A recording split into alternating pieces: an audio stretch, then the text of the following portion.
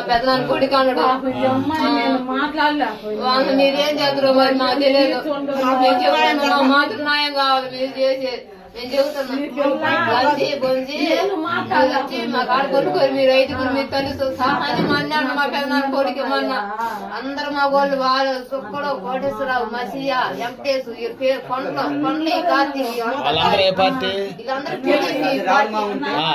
TDP వాళ్ళే ఇప్పుడు మమ్మల్ని జగన్ అని వీళ్ళందరూ వచ్చి మమ్మల్ని బెదిరెత్తారు.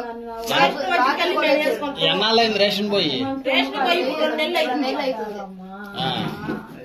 ఈ రోజు ఎందుకు పోయినట్టారు మిమ్మల్ని? మొన్న వారానికి రాజు డబ్బులు అడిగారంట. వస్తే మేము ఇస్తామన్నాం 10,000.